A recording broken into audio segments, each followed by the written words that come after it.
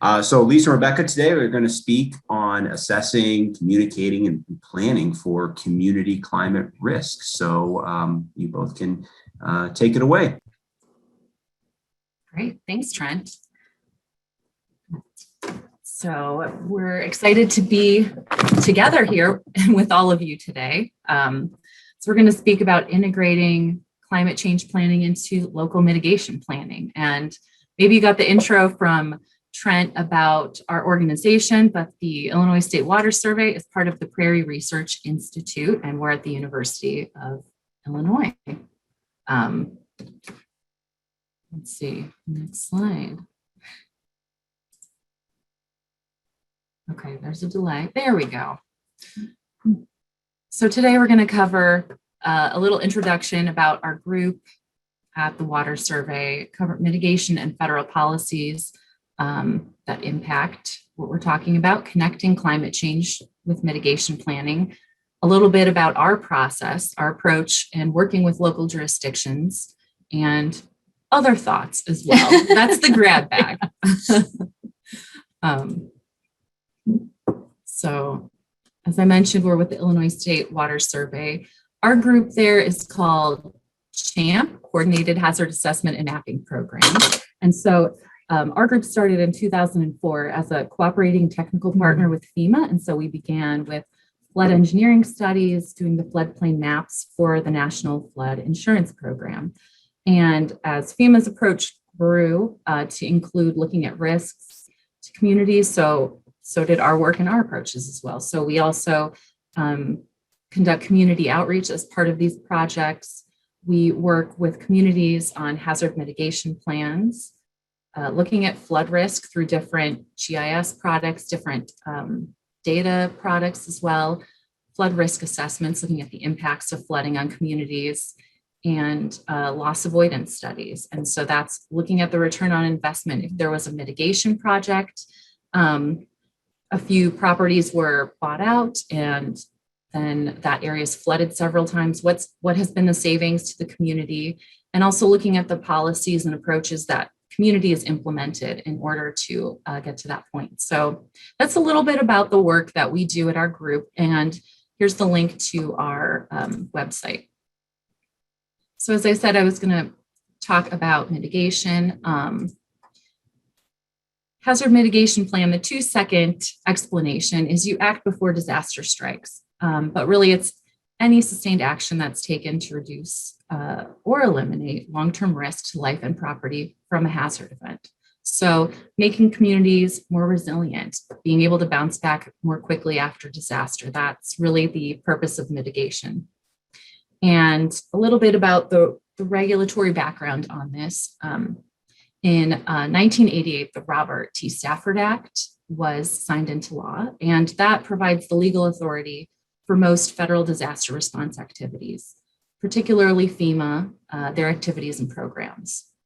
And then in 2000, the Disaster Mitigation Act of 2000 amended the Stafford Act, and that emphasized the need for state, local, and tribal entities to coordinate hazard mitigation efforts. So FEMA was responding to disasters, helping with response, and then thought, okay, we need to plan a little bit more before these disasters occur. So that was really the background of developing that policy.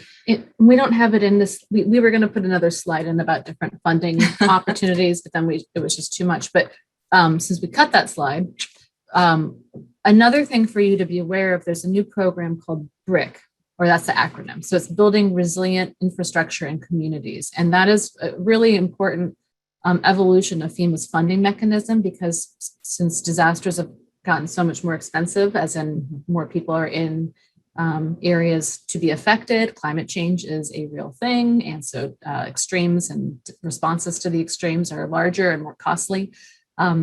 BRIC is the response from Congress and FEMA to have a certain percentage based off of the past few years of disaster claims automatically put into mitigation funding through this BRIC program. It's a really important evolution of FEMA's funding. So that's just something for you to look up separately for your own states and communities as they pursue grant funding for mitigation activities. Right. So the other part of the DMA 2K, we call it, is that it required states to have a mitigation plan and also local governments to have a natural hazard mitigation plan. And that's as a condition to receive certain mitigation grant funds, like Rebecca was talking about. Not necessarily BRIC, but maybe the post-disaster funding, like they call it it's HMGP, Hazard Mitigation Grant Program. And then today, all natural hazard mitigation plans are on a 5-year update cycle. So that gives a great opportunity to integrate climate change into this regulated process. This is an image of the disaster cycle. So you can see the event occurs, the disaster. There's the response, recovery, building back, mitigation. That's when we say, okay, we're going to make our community safer. So this impact from the event is less severe. And then the pre-event preparation. So a lot of times I think of that like sandbagging, something that you do when you know something is imminent. But what we want to do is, and I think FEMA's approach as well, is to integrate mitigation throughout this whole cycle. And FEMA has allowed through different funding mechanisms to be able to integrate mitigation through these different phases of the disaster cycle. So when you're recovering, don't build back to how it was before the disaster, but also think about mitigating it to be stronger and more protective to your communities as well. Oops, I double clicked on that. There's a little lag. I apologize. So mitigation is often referred to as the critical step to break the disaster cycle. And we've frequently heard from FEMA that they petition communities to buy down risk. So the more you invest in mitigation, the more you see your return on investment. And the National Institute of Building Sciences, their acronym is NIBS, which is really cute. They show a 1 to 6 return on investment. So for every dollar invested in mitigation, an average of $6 is saved. This is a graphic from New York City's hazard mitigation plan, which is pretty cool. I mean, it's a few years old even at this point, but it's almost 100% online. So it's almost more like a story map versus a on the shelf type plan. All right, so going into more of the implementation on our end and our process. For hazard mitigation planning, we are looking at the risks, and obviously climate change is part of that, right? Sometimes it's looked at separately, sometimes it's just looked at amplifying different variations of existing risks. But so those are like we have the natural hazards. Those are the flooding and severe storms and tornado, these types of things. Earthquakes, droughts, yeah. Those are the hazards. And then we have the vulnerabilities of a system. This is very similar to climate adaptation planning, where you have what makes a community or an individual or infrastructure vulnerable to those particular hazards. And where they overlap is that risk area. And what Lisa showed in an earlier slide with the two Venn diagrams pulling further apart, the hope is that, right, you are reducing that overlap of the risk zone by, you can't really change the hazards so much unless somehow we can effectively change climate change right now. But the vulnerabilities in our responses to these things, we can alter. So that's what we work with communities on doing, is this analysis, very similar to climate adaptation planning. Going to the next. So we work on these different things. Mitigation planning is looking at ways to reduce the hazard impact, trying to form new community partnerships across a community. So there's some built-in safety nets or that resiliency of organizations. We want mitigation to become part of the ordinary everyday government business. And yes, it's to support rapid recovery. It is to help receive federal funding. So projects are kind of in the queue already, or at least we know what the priorities are. So when an event happens and everybody's busy responding to life and critical life and safety issues, the groundwork has already been laid so that mitigation can carry forward and not be a huge time suck in having to do the analysis at that point in time, because that's not when good planning is done, if any is done. It's really responding to the emergencies at hand. So when we're talking about a natural hazard mitigation plan, again, we're addressing all of these different vulnerabilities, risks.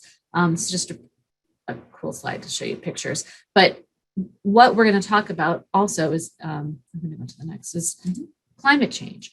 And so these are hazards that are pulled from the state of Illinois' hazard mitigation plan. And the things that are bolded are specifically items that can be further, there should be more analysis surrounding climate change. Possibly others as well, but those are ones to really hit on pretty heavily. And the states are required to incorporate a discussion of climate change. That is in the policy guidance from FEMA. So they are required by law to have a discussion of climate change. In Illinois, it's a standout section that the Illinois State Water Survey supported the development of. Some other states, it is actually in each separate hazard section, there's a further analysis talking about climate change, or maybe there's just a paragraph even in the beginning talking about possible variations.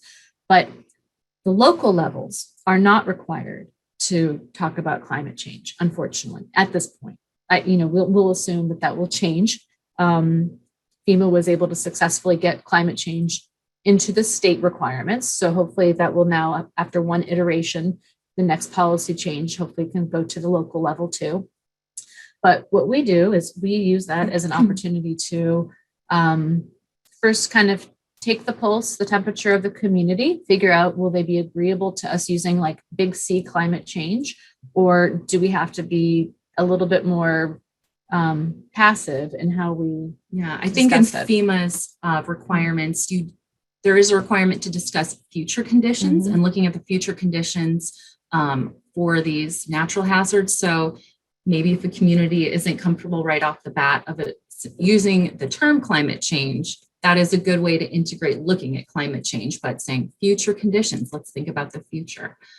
So, we want to address the impact per hazard. And then if the community, because these plans reflect the community and their desires and what they're planning for, discuss climate change as a standalone hazard potentially as well. So move on to the next. So again, this is, a lot of you are familiar with climate adaptation planning, but this again is just showing this overlap of these things that we feel as consultants and working also as a state arm, that we really want to help communities, even if they don't have the local political will to talk about climate change in its true form, then we are going to work with them to normalize the discussions of these future changing conditions, which I'm rolling my eyes at that term, but that's the reality of it. And so still we talk about long-term goals. We talk about, variations of responses. How do we accomplish those goals? We talk about the fears that these communities have. What is their greatest extreme fear?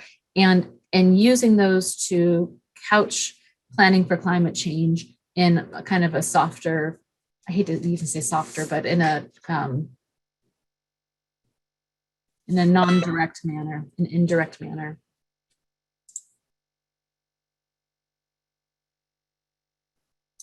Sure. So a little bit about our process, our general approach. We have to build a planning team. So we try to get broad engagement across the community, different stakeholders, people and agencies that are typically involved, and then go beyond those as well. Community organizations that provide social safety nets. And then it's important to have people that can regulate development and develop and implement policies involved in our planning team and stakeholder groups as well for these conversations. And as Rebecca said, know the political will. So we try to have honest conversations about, what is going on in these communities, what they believe, and but also bring some advocacy and to the table as well as a scientific, at the Prairie Research Institute, representing a scientific organization as well.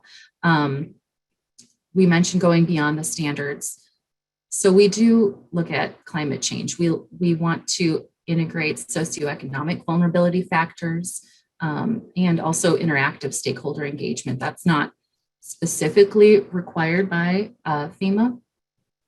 And also, we like to set a goal for the plan and get to the heart of what matters in the community and the people that live there, what's important to them, and for them to see themselves in the plan, because the importance of the plan is not the paper document or PDF. It's documenting the process, the facilitation, the conversations, and the decisions that have been going on throughout this planning process. For these plans to be meaningful to the communities, they really have to, every single jurisdiction that will participate in it, that chooses to voluntarily participate in the plan, which they primarily do so because they know in the long run, right? Currently the carrot and stick approach, they're going to be eligible for eventual federal funding for different grants, or if a disaster happens, to receive grants at that time.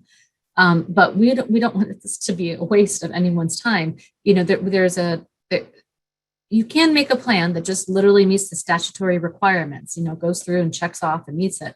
But our goal is really to bring in, like Lisa saying, these other community organizations, the local housing authority, who is aware of populations that might be more vulnerable in times of being displaced, who don't have the same access to resources, transportation organizations. One community we worked with said that the hospital, if there were some kind of a major event, there's like one road in and out of a hospital. So if there were an event with casualties, they couldn't even get to the hospital if there was some kind of a flood or somehow the road was destroyed. So really trying to bring these groups in who are already working in these populations, already working day to day with these risks at some level, and trying to have their voices really be represented in the plan.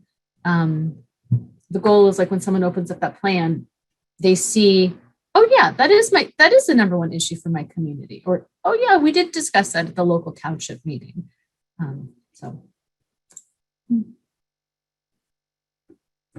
And going on, talking about, this is by Chris Johnstone.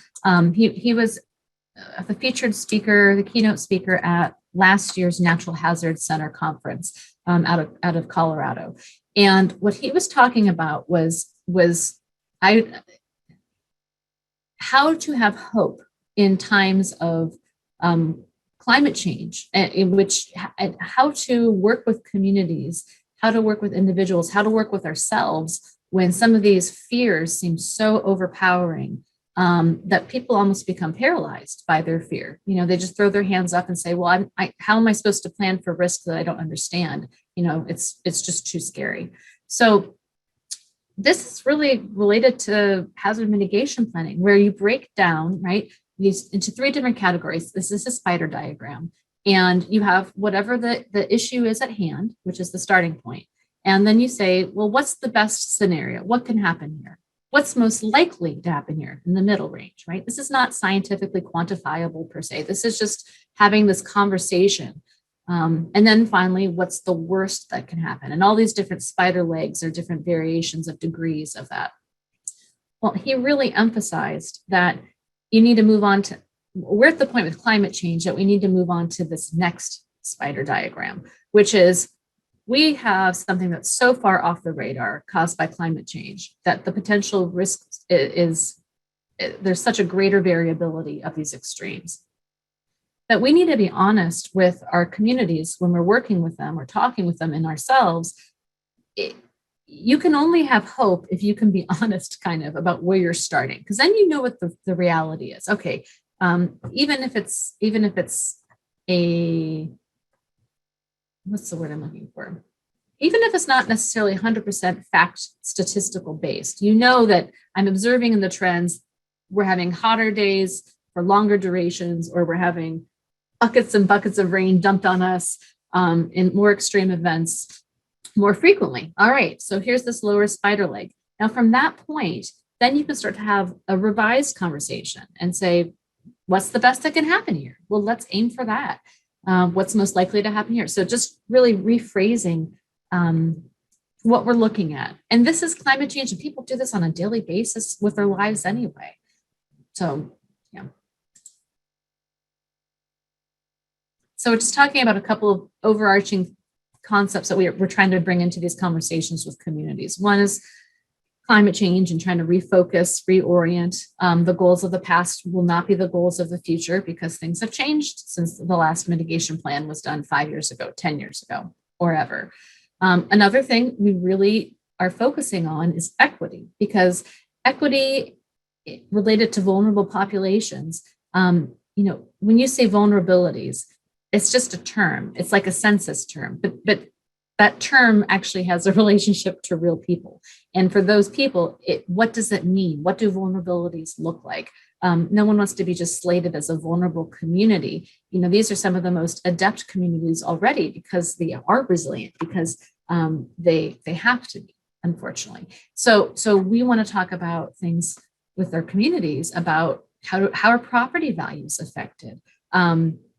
And after disaster, there's all this recent research that's talking about, which people already knew, but really is shown in the numbers hard, that if you're Black and you're hurt by a disaster, or you're white and you're hurt by a disaster, it's going to show that the white population is probably going to fare better, literally increase their wealth coming out of a disaster. Now that depends on home ownership trends versus renter.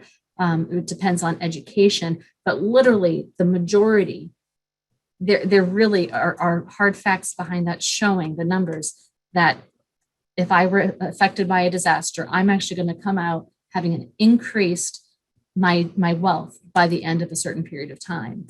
And so it's really trying to address some of these issues that are so ingrained in the funding mechanisms. You have to provide certain types of titles and proof of ownership. You think about New Orleans, and there were so many people who could not provide their titles because the homes have been passed down for generations to generations to generations, and the title, no longer existed if there ever physically had been one. So to prove to FEMA that they owned the land to be able to receive federal funding, they didn't have it. And FEMA's mechanisms at that time were not built to account for that. So you had so many people who were not able to receive federal funding solely because they didn't have the approved proof of ownership according to the federal standards at that time. So we really need to work with communities from a federal level, to look at these things and plan for it and make sure we really are providing for people who need the assistance. But then for us, it's really working with communities too on having targeted outcomes and goals that at the local level can hopefully try to steer their own policy or their responses, or focus grants in certain areas that really need some additional funding and support and are more vulnerable. I can talk through all this equity. Yeah. So I guess we're jumping a little bit, but I mean, another general approach that we like to do is to combine statistics with stories to explore risks and vulnerabilities for these different hazards. So have locals seen more flooding or drought? Are there citizen scientists out there? Talk to a lot of the communities we work in are agricultural communities. And so there's a connection with, the land, the climate, the weather. Have they seen more droughts? Have roads been flooding more often? And so hearing stories from people in the community, and also then connecting that with the science. So that gives us the avenue in to be able to show them the science and to discuss that and say, hey, you know what, actually, maybe the research and reports maybe done by Dr. Trent Ford supports some of what you're seeing. And that gives us a way into be able to communicate and explain the science. And of course, we're not using jargon right now, hopefully, cut a lot of the scientific jargon, but still try to get to the point of, what research has been showing. And then discussing outliers. The pandemic has given us the, opportunity to facilitate discussions about lower probability, but higher consequence events. So it really sets the scene for people to be able to open their minds to say, okay, well, maybe it wouldn't happen, but what if? And really lets you have those what if conversations that are important to a mitigation plan. We're working in Southern Illinois in one item that comes up a lot is the New Madrid fault zone. That, there's not been an earthquake out of that fault zone for many years, but what if? And so planning for some of those scenarios and then being able to weigh those. And that's part of the risk assessment process of mitigation planning. But okay, what if we do see, the highest emission rates for climate change? So like Rebecca was talking about the spider diagram, but we also need to be clear when we're putting the plan together, what scenarios we're looking at, high, medium, low, and move forward and make sure that we do document all of that. So a part of the process is we collect all of the planning documents from the communities, and that allows us to identify different policies that might support mitigation strategies. And also, if we're integrating climate change adaptation into mitigation planning, we're also integrating it into all of these community plans as well. So I think that's a great avenue to be able to have the conversations and to plan for climate change and its impacts in these communities as well.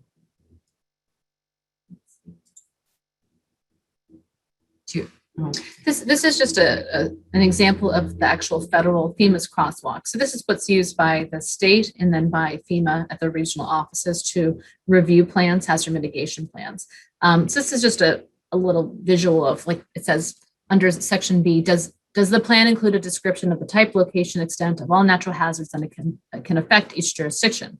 The last one, does the plan address NFIP, National Flood Insurance Program structures?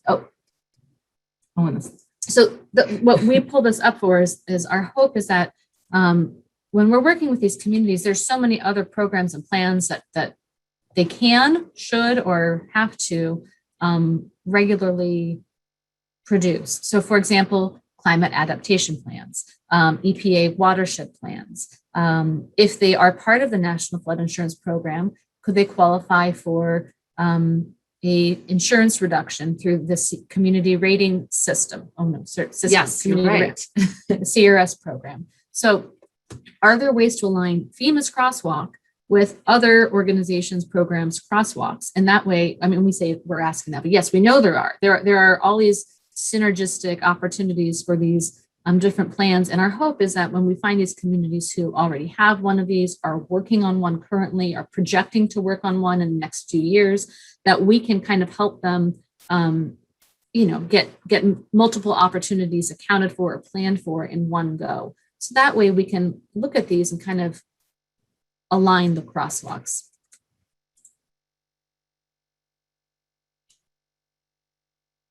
And this is from Missy Stoltz, an article that she published a few years ago. And it was specifically looking at these opportunities related to climate change and hazard mitigation planning. And these were some of her recommendations coming out of her article, saying design goals and actions from the mitigation strategies with climate change in mind. Include strategies that are specifically designed to be viable in a climate altered future. Include climate change related criteria in the evaluation of potential actions. And actions just means like implementable things a community can do. Have the explicit mention of a strategy or for integrating climate related priorities into other plans. Integrating climate. I'm jumbling over my words, but yeah. I think, yeah, that's pretty much everything that we have. And, it's a big, it is a big topic. And I know that I've struggled with thinking about what can I do, but if everybody in these different areas are doing their part to address climate change, to facilitate and advance conversations, in regards to mitigation planning or sustainable agriculture or whatever your industry is, that, we can all work towards the future that we want for our communities. So, hopefully we're doing our part, and we're happy to be able to share our process with you today. So our last slide, we had some citations, some resources that we didn't necessarily mention, but those are available here in our slides. And if you have any questions, these are our emails, and that's about it here. Thank you for having us. Thank you so much. Well, thank you very much. So there's a poll that's coming up for all the audience members here. Please fill that out as you can. Yeah, thank you, Lisa and Rebecca, for a great presentation. It's always a great perspective to hear from the planning side, especially for mitigation. So we do have a question on question and answer here, and audience members, please feel free to type questions into the Q&A or type them into the chat. We can bring them up here. So from Thomas Mace, his question was, to what extent do you use GIS to inform your planning, or how important of a tool is that? Oh, that's a great question. As a GIS professional, I didn't talk about it a lot here, but we use it a great deal to get, to know how the extent of each hazard, the geographic impact of those hazards. So we try to get all historic weather data to look at the past for communities. And part of it is looking at I think I already said geographic impact, but we need to compare that to the larger jurisdictions. So we look at, okay, how much does flooding impact this community in the county? So you can say maybe this % of the area is impacted by floodplain versus what is the % of that impacting the county and then maybe the state. So it allows us to look at, impacts at different spatial and jurisdictional levels. We also develop web maps to show information regarding the hazards to communities, and then also to collect feedback and information from communities and officials and the public as well, because we didn't mention it, but the public participation is so important. So people can mention if a road is flooded, they can click on that and add that to a GIS enabled web map as well. We use the software HAZUS. I could do a whole presentation. I'll try to keep it short. HAZUS, it's FEMA software to assess risks. So we try to get GIS-based data for the risks, and then also to be able to look at the impacts. So we look at depth grids for flooding and the impact of that on like assessors data. So what types of facilities are at risk, and also census data to allow us to look at what types of populations are impacted as well. With the census data, what we would want to look at is, if a strategy that they're proposing is to create a cooling center somewhere in the community. So it would talk about, depending on what we're funded to do and time and what the community's priorities are, ideally we would like to work with them then on having a place in that plan, focus on those top few mitigation activities, and say one is a cooling center. Well, let's focus on using GIS and census data and information from the community and the housing authority. Where is the optimum location for this cooling center? And that would come from access to transportation routes as a public bus stop. Could they access it through public transportation? Do you have to walk through a floodway to get there? Is there a building that is close to a school? So just trying to figure out, using census information and GIS, mapping all these different overlapping pieces of information to kind of find the optimum spot.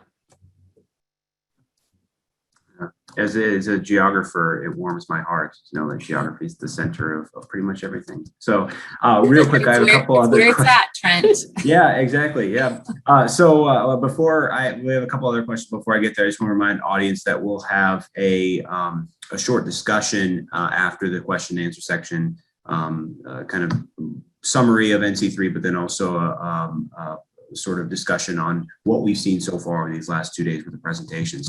But for Rebecca and Lisa, I have another question from Laura Edwards. When we're thinking about equity, it seems that good access to technology is still a large barrier for some. And Laura's in South Dakota, but in Illinois, it is also that way as well. We think about access to things like broadband. This could be related to preparedness, awareness of hazards, and a response to in both urban and rural areas. Can you comment on this from your experience? We are right now, for one of the communities, which is in a very rural area, and a lot of people don't have internet connection. We're working with the emergency manager there, who's very informed. He's pretty phenomenal, but on some strategies to actually get out to the community. So everything from old-fashioned having things posted at the library, having surveys at the library. So having both digital copies, so if people want to go onto a computer and submit their survey requests to us, or if they just want to, handwrite something on the survey and then they can drop it off at places that the community says is a good collection spot, like the library, the zoning office, facilities people already know and I guess apparently use regularly there. So I guess how that factors, into outreach techniques time, and a lot. I think we talked about the county fair. That was my suggestion of, to be able to inform the public that this planning process is going on. And, throughout COVID, we had to, I think everybody says pivot is the right word, to pivot to a digital virtual environment. And, that was a challenge because there aren't necessarily reliable internet connections. And so we have had struggles with some in-person, maybe dual in-person and virtual meetings, which so far with the technology we had was not a success. But that can be an issue, but there are still, I saw the comment about pivot. That's funny. But I think that is an important part to consider in these plans when we're looking at the actions and strategies.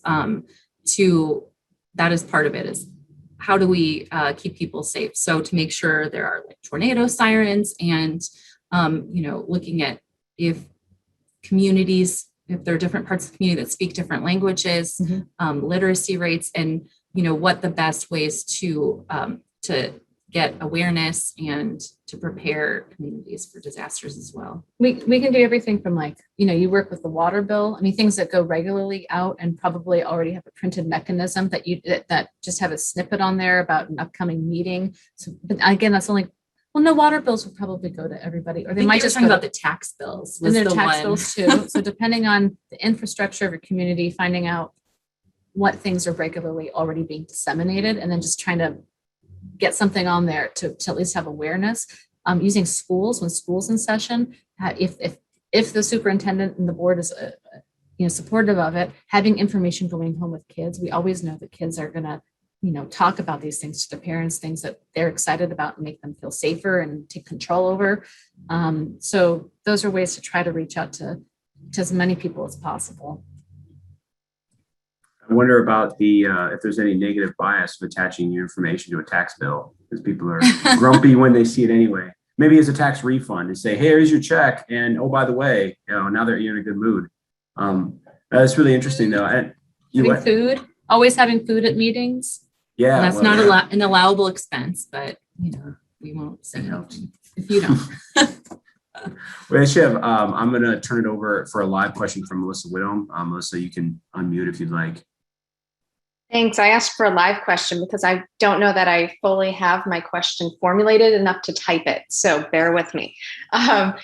When you're in a community and say they're open to integrating climate change, it's not required, but say they're open to integrating climate change into their planning, I'm assuming that what happens is you look at the scenarios and, climate change could change a hazard in this way or that way, build in some kind of mitigation strategies for that specific hazard. But what happens when the conversation then goes to climate change mitigation, right? Greenhouse gas emissions reductions, which probably falls outside of the purview of a natural hazards plan. Do you have experience with that? Is there a demand for that? Do you then bring over different planning entities and sort of insert that in other ways through the community? I'm trying to figure out how you reconcile that, when those topics come up, because, and some of this is a terminology challenge, right? Because when we talk about hazard mitigation and climate change mitigation, we're talking about a little bit different things and what mitigation means. Yes. So what do you do about that? Or what has your experience been? Or what would your advice or action be if you haven't had that experience? I hope that question made sense. Yeah, it made sense. And I think, we talked about looking at, climate adaptation planning and the impact of climate change on separate hazards, but also potentially as a standalone item. So if climate change is a standalone item hazard to address, then I think that gives opens the opportunity to have those discussions about, okay, are there any approaches the community wants to take to mitigate climate change, and to have those conversations when you're looking at it as a standalone hazard. We've not necessarily been there with the community. I think communities that are having those conversations are honestly so far more advanced than a lot of the ones that we're working with currently. There are communities that probably have a sustainability office or a resilience officer or something there who's already getting that language out into the community. They have local officials or the village board, the city board, city council. You know, they're actually probably promoting going into promoting those discussions to a degree. So I think that when that level of sophistication about this is brought into it, it usually ends up being a separate plan. Although there are communities, there are FEMA's website. I can't remember. Kathy Smith. I can't remember what she's in charge of, the branch chief. But if you search Kathy Smith with a K, Kathy with a K, she recently did a summary of like the successes of mitigation planning over the last 20 years since DMA 2K. And she posted a couple of examples of communities that did a climate adaptation plan married with a hazard mitigation plan. So you could go and try to find that and see examples of communities that really have joined those two together. But again, those are larger cities or cities where the overall political will is a little bit more progressive that way. And we're not typically working in communities like that at this time. And you said at least having Kathy Smith with which organization, so I can go find that? FEMA. With So FEMA. Kathy with a K and then SMITH. Yeah. Thank you. You're welcome. So Anne asks, is there a place in climate plans where we can encourage, or mitigation plans is how we read those, is where we can encourage our states to encourage things like solar panels on state properties, like parklands and things like that? Is that a good place for those sorts of I guess plans? It can be. Yeah. I mean, it's again, so a local plan is really supposed to carry forth the priorities and the vision of that community. So if in that community that is something that they say, we want to, this isn't going to necessarily omit a certain kind of risk right here in this footprint, but we as a overarching, we see the big picture in this, and we want to do this for the overarching benefit for these different reasons, whether it's economic. Well, I guess there are local immediate impacts. But yes, that could definitely be in there if that's what the local community is prioritizing. Yeah, and I think the difficulty, I don't know, going back to one of the multiple Venn diagrams, is just one thing that fell outside of the overlap is that when talking about climate change, it's on a much larger time scale than people are used to, than when you're looking at natural hazard mitigation typically. But I don't know, I guess my thinking is that, if you do get to a point with the community or the state looking at climate change as a standalone hazard, then you can discuss, like, and what you're saying, what are mitigation strategies or things that we can do to mitigate climate change, like encouraging solar panels or having different programs supported by the state or your communities. So I don't believe that Illinois has a climate adaptation plan at this point. I think there were some discussions about putting something together, but it's like, inching our way there. I don't know. I'm sure a lot of people feel similarly, but if we're all coming at it from these different perspectives, hopefully that some change can be made here. But that's a good point, and I don't know. And when you say encourage the state, do you mean then like in the state plan, or do you mean in local plans trying to somehow get it to like siphon up instead? I don't know if Anne can unmute or not. State. Okay. Okay, there. Well, I actually have one more question coming from me. So you mentioned the political will of some of these smaller communities maybe not being there for, let's say, a climate action plan for that community or that county or that region. Have you found, and this kind of bears out in research as well, where, folks may not be as attuned to the idea of climate change, certainly maybe not global warming, but they are to flood or heat or winter storms, things like that, kind of pay attention to natural hazards. Have you found that the political will of discussions of climate change or maybe even climate mitigation is sort of enhanced by the discussion of climate change as it impacts natural hazards? So kind of as a first step, integrating climate change into a natural hazards plan as a mechanism to maybe open up the doors for a broader climate mitigation strategy? Or is that not typically what happens? I think that's our approach. It's not required by FEMA, but I think, the way we look at it is we're trying to build the scaffolding to get communities there. So like I said, anecdotal, what have you seen? Connecting what they've observed with science, and then kind of building the scaffolding, stepping them towards that, and maybe getting towards a climate action plan, or, we like to reference other states or communities planning documents for ideas and best practices too. So that can guide what we're talking about. But I think, that's exactly the issue. And I think that typically, like the local professional who is implementing the plan, whoever's the figurehead for the mitigation plan, they're usually on board with. They're not going to be out there necessarily, depending on the community, talking about climate change, but they get it. They understand, but they are also very aware that their employers, who are often, elected officials, will not want to talk about it publicly. So it's trying to work with that person and trying to figure out the right strategy. We will point blank ask them, we want to talk about climate change. Can we be these people who come in and say, like, we're removed from the community, but we're also part of the state. We are invested in the community in that level. We care. We want to be here. No, that sounds so awful how I'm saying it. So we're the government and here to help. We know better than you. Yeah. No, we try to not. Yeah, I'm botching this, but what we're sorry, I'm giving you a hard time. What we're trying to do is we want to find out right up front from the local, whoever is the representative spearheading this, can we talk about climate change?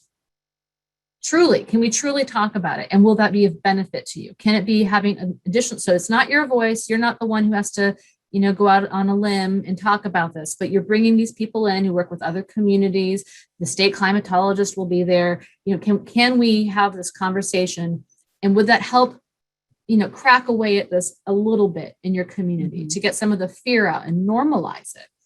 And sometimes they'll say yes. And sometimes they'll say, oh, no. You'll lose all trust from the community. So then we work through other options like future. What changes are you observing? You're having these flash droughts more often, and you're having all these different extremes. So we just talk about the issues without giving it a name.